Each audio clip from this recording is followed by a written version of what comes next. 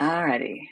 Here we Hey go. there, writers and muse daters. I am super excited to be here today with Michelle Ray.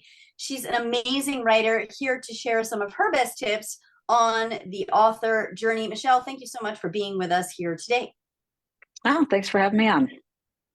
So, I've known you for a while. I'm intimately familiar with what you're writing, but for people who haven't met you yet, tell us about your novel.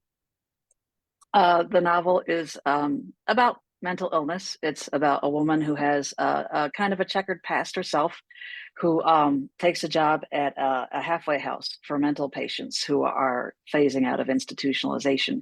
And it's a broad range of illnesses, a broad range of characters, a broad range of situations, basically trying to illustrate that this can happen to anyone at any time in their life, that mental illness is, these are not people that should be ignored, thrown away, that they are real people with real problems, and they arrive at very, very different destinations throughout the book.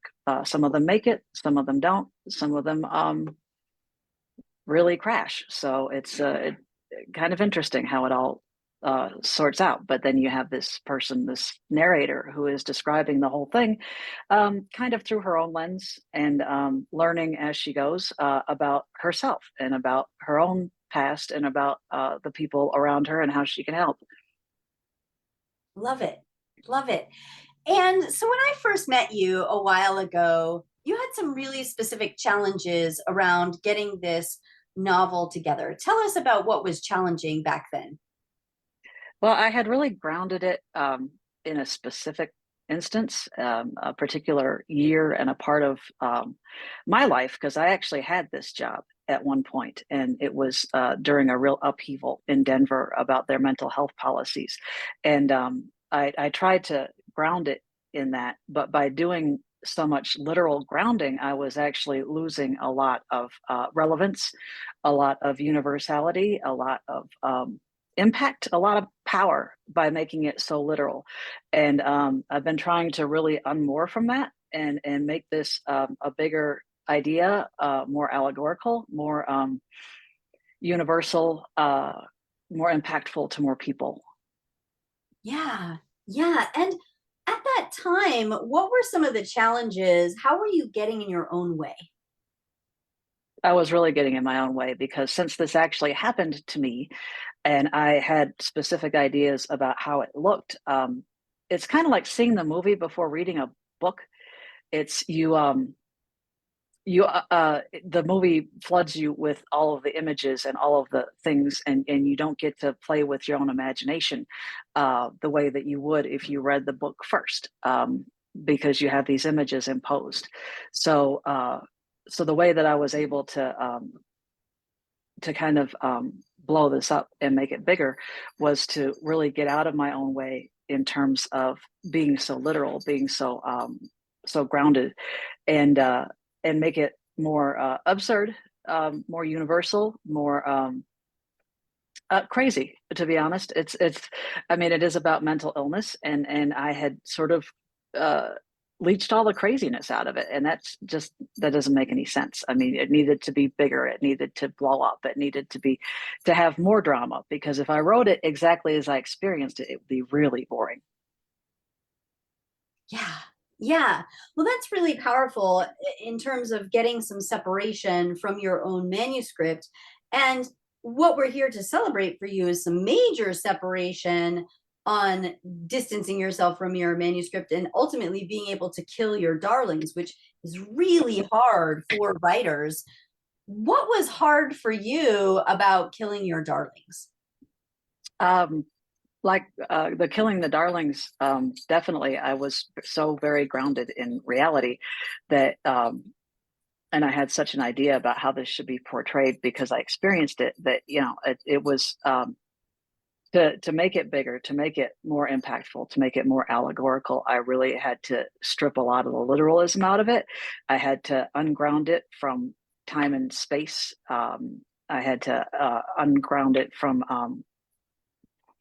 the actual events I was trying to draw on, because those events were not impactful enough. They needed to be blown up. They needed to be bigger. And I was going into big, long expository chapters about how the system worked and how these people were trapped in it and how things were going. But the exposition wasn't working. The exposition was awful. So what I wound up doing, I started by blowing up 2 entire chapters and rewriting them as a very tight, tense scene of action where the character actually finds herself in a courtroom, butting up against the legal system, butting up against the perceptions of mental illness and how those are uh, really unwound in a legal sense, unwound in a criminal sense when people offend, when people have drug addictions or so.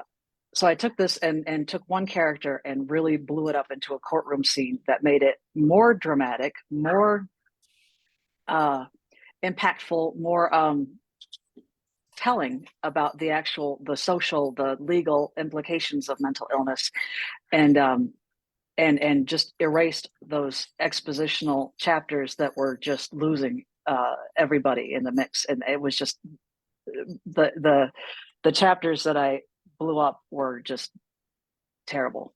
And what I replaced them with was sparse and lean and dramatic. So take us back to that time when you're looking at your manuscript and you're like, oh, this is terrible. How did that feel?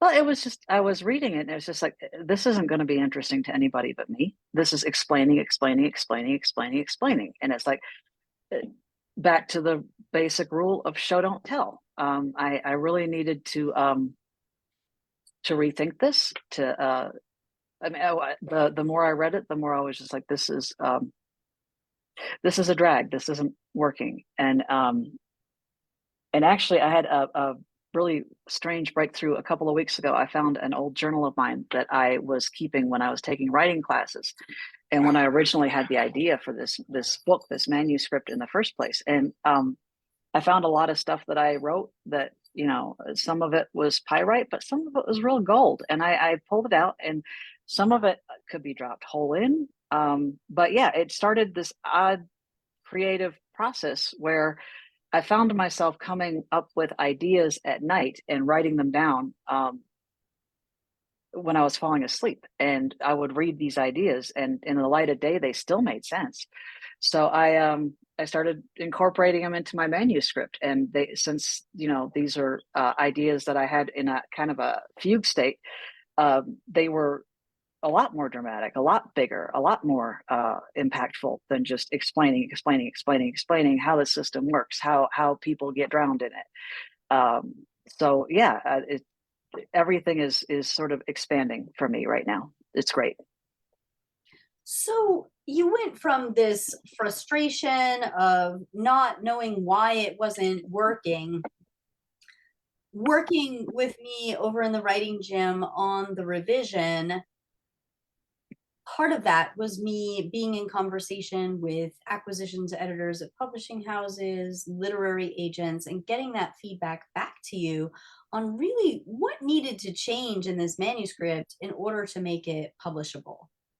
How did that feedback really up level and make the difference in your ability to kill your darlings and to know that you were making a good decision?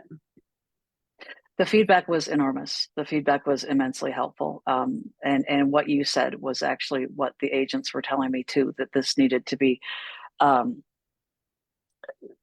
this needed to be bigger, more dramatic, that there needed to be a character arc and a house arc, that the collective needed to have its own arc, that the story needed to unfold in a way that was more blown up and dramatic and not have these big expository scenes, that to expound on how mental illness affects people in a societal and a legal sense, to explain it is boring, to show it is major. And that's what this odd process I'm in the middle of is really trying to do in my brain. Yeah, and so you attended one of our online retreats where you were actually able to be in conversation with a high level literary agent. I mean, she represents some of the best New York Times bestsellers out there about what was working and what wasn't working in your manuscript as it stood. Holy moly, that's a chance of a lifetime. What kind of impact did that have? That was huge. That was enormous. I mean, it's one thing to just, tell yourself these things. It's another thing to get validation and feedback, and have somebody say, this is a great idea, but what if you did this? What if you did that? What if, I mean, if you were going to make it into a movie, how would you make it? Well, how would you make it more visual? How would you make it more visceral? Um, and really, how would you make your story lean and mean? How so that you could explain it in a few words instead of trying to make this big expository statement. Really just making it more spare, more dramatic, more impactful, making every scene count instead of just dumping dialogue and dumping situations and dumping explanations, which was really bogging it down terribly. So, if you compare this scenario of being able to be in conversation with top literary agents versus where you were before you met me, what does that comparison look like? It's huge. It's huge. I mean, this story is becoming more blown up, more visceral all the time. It's really unfolding in my mind like a movie.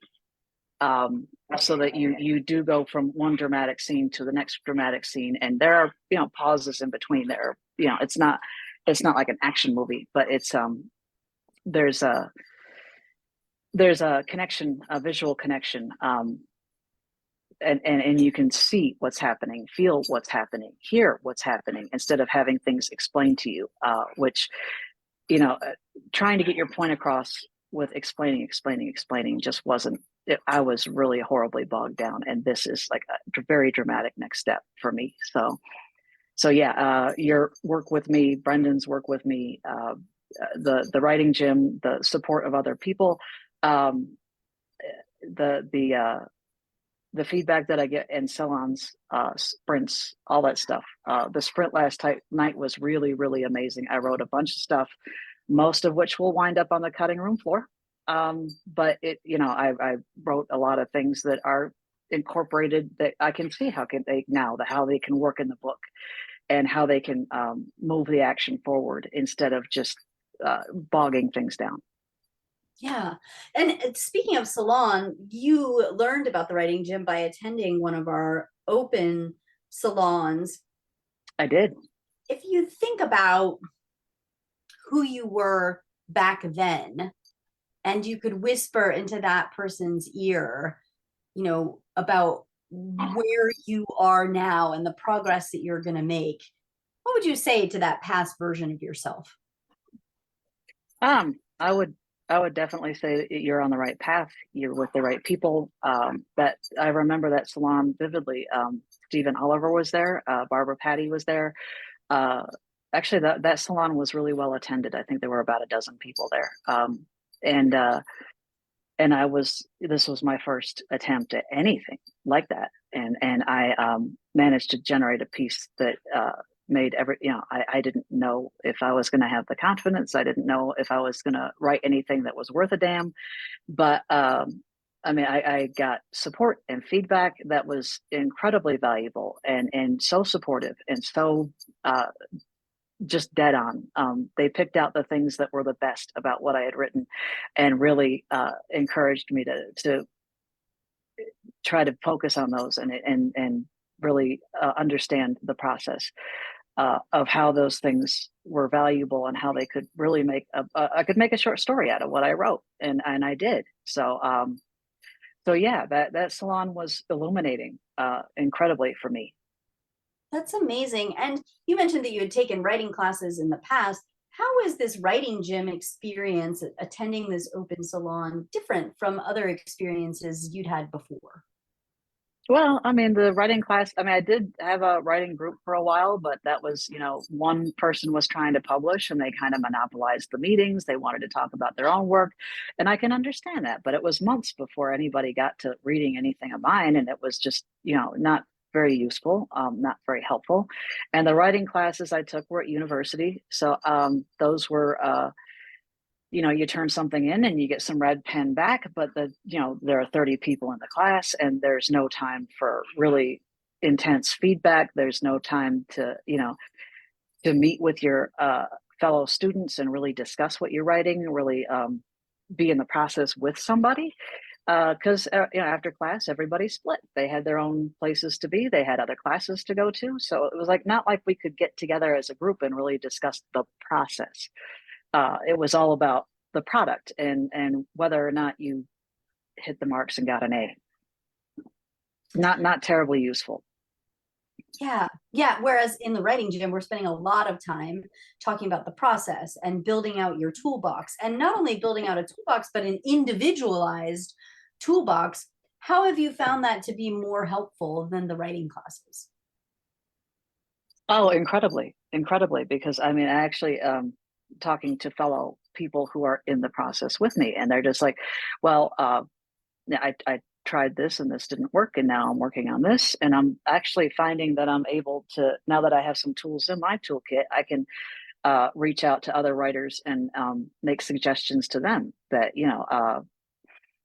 they're I've changed my process enormously through this, and I've just discovered that everything I write doesn't have to be perfect and go into the manuscript.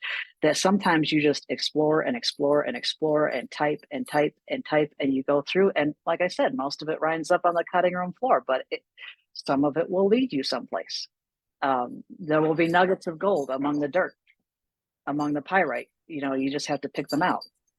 That's great. And if you were talking to one of those writers and they were like, well, how is the writing gym going to work for me? How would you answer that question? That the writing gym gives you contact with other people who are struggling with the same problems. That the writing gym is a place where you can discuss those freely and openly, and get feedback from many different places, many different people who are in the process, people who have published, people who have published many times. That have won contests, won awards, for their writing, and they say, yeah, I was like you, I did this, I did that, this is how I got out of it, and you can too. You may not use my exact process, but you will find some, again, gold among the pyrite. If you sort through, you'll find things that work for you. The way your mind works, the way your brain works, you'll find yourself in that. That's great. That's great. And earlier you mentioned having more confidence in your writing now. Why does confidence matter in your writing? Why does it matter for a writer? It's huge. It's enormous. It's because you're producing something that you hope to put out there and you hope will affect a lot of people. You hope that people will read it, understand it, gain something from it. My father was a journalist, and his mantra was to inform, educate, and entertain. And I hope to do all of these things with this book, but mostly it needs to be entertaining, or people are not going to read it. Nobody's going to get my point. They're going to put it down. It'll never get made into a movie. It'll never, it won't reach the people it needs to reach unless I can pump it up and make it into something that people want to explore, want to dive into. Yeah. Yeah. Well, this is amazing, Michelle. And we're really celebrating your growth as a writer, your commitment to being the very best writer that you can, putting in the work to make it happen, showing up to your writing, showing up to do the work. You are doing all of the right steps. You're following our system, and you're really seeing the results that when you attended that open salon, you saw so many of the people who had already been through the writing gym that they were having, and now you're on that same trajectory. As I reflect that back to you, how does that feel? It's amazing. It's amazing because I mean I went from that salon. I looked up some of the names of the people that I saw in that salon, and they were on Amazon, or they were on the internet. You could look them up, look up their names, and see that they were published, see that they had really put something out there that was working and was valuable and was entertaining and reaching people. And that's, what I wanted to do. This is not just about an entertaining book. It's really kind of a personal mission for me. And this is the um, the education part is important, but if it's not entertaining, then it won't reach the people it needs to reach. And that's where the writing gym comes in. I mean, I could write a treatise, nobody would read it. If I write a novel and it's entertaining and people connect with it, then I've made my point and done my mission. Oh, I love that so much. And one of the things that I love about what you said in that was, that you looked up these writers and you got a validation that we're the real deal, that we are getting the results that we say that we're getting. And I think there are a lot of other programs or classes or what have you out there where, yeah, they're going to read your manuscript and send some red pen back, or maybe they'll give you the names of 6 literary agents or something. That's not what we're talking about here. You have seen the results, you have experienced the results. People are skeptical these days. There are a lot of scams out there. What do you say to that skeptic out there? Um, Absolutely, they should be skeptical. They should be, because I was scammed. I submitted this manuscript prior to joining the writing gym. I submitted it to I suppose I shouldn't say the name of the company, but it was awful. It was terrible. They promised me the moon. They said that they would explore my narrative arc, my character arcs, my the depth of the book, and give recommendations that were tangible and universal. And what I got back was a few hundred added words of BS that I promptly cut out because it was obvious that they were not understanding my book. And and I never got the meta analysis that I was really hungry for, because what I wanted was a statement back on the meaning of it, of the impact of it, of the voice in the wilderness. Am I yodeling in a canyon, or am I making a really salient point? And I never got that kind of feedback, and it was frustrating to have these few hundred words added to my book that were just garbage, and to have none of the meta analysis, none of the overreaching discussion of the value of the book. And I paid money for that, and I never got it back. They I'll never get it back. It was complete BS, and people should be very aware that there are scams out there, and they promised to publish on Amazon and Barnes and Noble and blah blah blah. And I'm like, you know what? I think I'm going to discontinue this, because at this rate, I'm going to throw this entire work down a hole, and nobody will ever see it again. Yeah. Yeah. And so you looked up the writers in the writing gym, you saw that the results were real. Now you're living it. How is that different from this past experience that you've had? Oh, it's amazing. It's so much better. I mean, every month I would wait for edits on my book from this other company, and I would get, like I said, a few hundred added words that really didn't make sense, didn't really fit. I cut them all out. Some of them were ridiculous. Um, and nothing helped. Nothing helped. There was still, like I said, a treatise. It was an explanation, and it was not a book.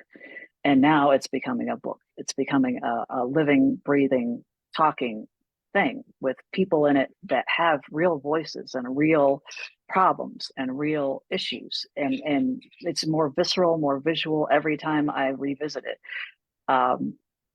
And it's the place where I am right now. I mean, I went through about a 6-week phase of being really stuck, of trying to doing what I call moving around trash, restructuring a chapter to try to make it better, and then realizing that it was just, all I'm doing is moving around the same sentences or the same ideas, and it's not working.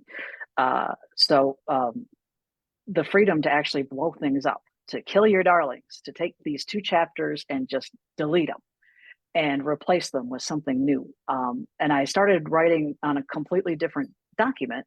Instead of writing in my manuscript or making notes in my manuscript, I now write in a completely different document, because most of what I write is not going to make it into the book. A lot of it is exploration. A lot of it winds up on the cutting room floor. A lot of it is going to have to be taken out in pieces and parsed into the book instead of dumped. So there's, when you got to once you put the words on the page, you can see where they might fit and how it might work instead of just going, okay, I need to put this in as a whole chapter. No, no, no. That's you're explaining again. You're not moving forward. You're not being visual. You're not being dramatic. But pieces of this are useful, and so yeah, there is no such thing as an economy of words. You can write and write and write and write and write, and if some of it winds up on the in the trash, fine, but pull out the pieces that work and work with those. Not everything you write has to be perfect or golden or even workable. And as you say that, I can hear the skeptic out there, who's saying, yeah, I've been through an experience like that too. I've had somebody try to rewrite my novel for me, give me feedback that was completely useless, not understand what I was trying to do in my novel and try to make me do something else. So pull back the curtain, snitch on me. How is this a different experience, this process that you and I are going through together to revise your novel to Publishable, from the writing classes you took, from this other program that you did? What is it that we're doing that's making this significant difference, not only for your novel, but for you as a writer? The difference is, and this is a huge difference, is that they were just, like I said, moving around trash. They were adding words to this and adding words to that. They weren't suggesting revisions or deletions or really blowing things up, really making things bigger. They weren't suggesting anything. It was just these little word dumps that they were doing that were just awful. And in the writing gym, I got to, I as I explained my process and the fact that I'm writing at night and putting these things in during the day, that sounds probably silly to some people or incredulous or but the thing of it is, it's my process is not everybody's process. But in the writing gym, I found what works for me, what feeds my brain as a writer, what I can bring to the book that is unique, that is me. And it's, my process is not going to be everybody's process. Somebody else's process might be, thinking it out, and every word is golden. Well, I can't do that anymore. I used to, and it was frustrating. But now I just explore, type what as it comes, and pull out the nuggets that work. And I take notes, lots of notes, at bedtime. This is hard to read, but it's one night I wrote like 13 things.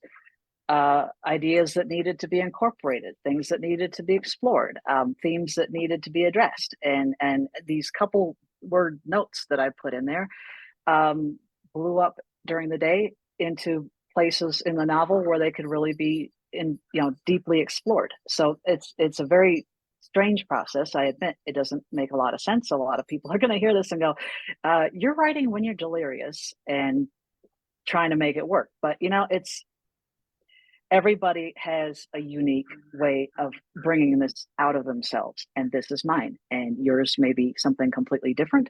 It likely is, because nobody's brain works the same.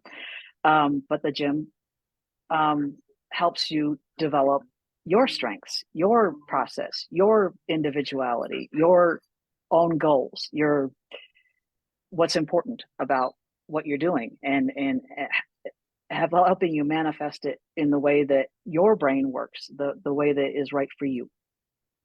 And that is way different than any other process I've ever been involved in.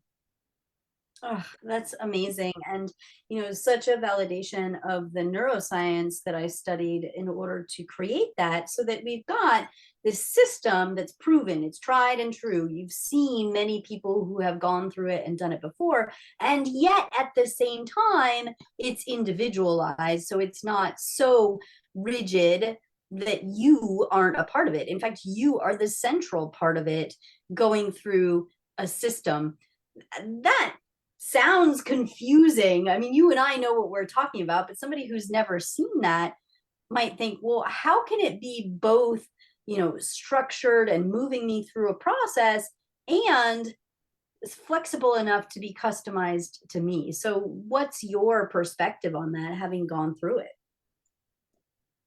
Well, just I mean, your feedback in our one-to-ones, it was never you need to do this, you need to do that. It was think about it this way, or try to imagine what if you stood it on its head, or you changed this idea, what would happen? And that is challenging me to be in my own process instead of making me do yours. Yeah. So That was just beautifully concise and well said, Michelle. So, so good. And, you know, the results that you're getting, we are so, so, so, so proud of you. I love watching you bloom. I love reading your pages and seeing the improvement. And I think most of all, I love when you show up to our sessions, you know, which we meet several times during the week, your excitement, you know, your level, you're wanting to share, that you're just really excited to share your victories that you're experiencing with your fellow writers. That's just really beautiful, Michelle. And I just want to keep seeing that for you and celebrating that with you. yeah, the celebrations actually, at first I thought they were not uh, a thing that I needed to concentrate on, but it turns out that they very much are, because I mean, it's one thing to turn in something at university and, you know, they give it back to you and it's got an A or a B, or it's got some comments or whatever. But celebrating specific things and your own insights is on a totally different level. It's very, very different, and extremely much more useful than just having a, you know, a teacher scribble some notes on your manuscript and give it back. It's like, well, you got a B plus. It's like, well, I can celebrate a B plus, I guess, but does it mean anything to me? You know, the personal celebrations are much more, well, for one thing, they're much more specific. And you see uh, a tool that you've acquired, or a progress that you've made, or a thing that you've done that worked. And it's, you know, much more meaningful. Oh, this is amazing, Michelle, and I can't wait to celebrate with you on the next level that you get to. And thank you so much for sharing your top tips, your journey with the writers who are watching and listening. I'm sure it's going to have a great impact on them. And if they're listening to you and thinking, you know, should I try this out? Should I get on a call with Annalisa and see if the writing gym is the right solution for my novel, for me as a writer, for my unique brain? What would you say to that listener? Um, the initial call with you was amazing, because you actually listened to what the book was about. You listened to why I felt like I needed to write it, why I needed to have it out there, and why it's so deeply personal for me, why it's kind of a mission instead of just an exercise. And and really, the just the level of attention was something I had never gotten before. Just the, you know, somebody who was actually interested in what I had to say, and not just taking my money and barfing out whatever results. You know, it was much completely different, totally different experience. Hmm. Well, thank you for sharing that, Michelle. And that's a wonderful validation of my priorities and really helping writers to find their voice and share it with the world so that we can have a positive impact on the world by sharing our stories. So thank you for being a part of that. Thank you for sharing with other writers. I really appreciate you and your time today. Absolutely. Thank you very much. It was a great conversation. And so we will wish all of the writers watching and listening, until next time, happy writing. Happy writing.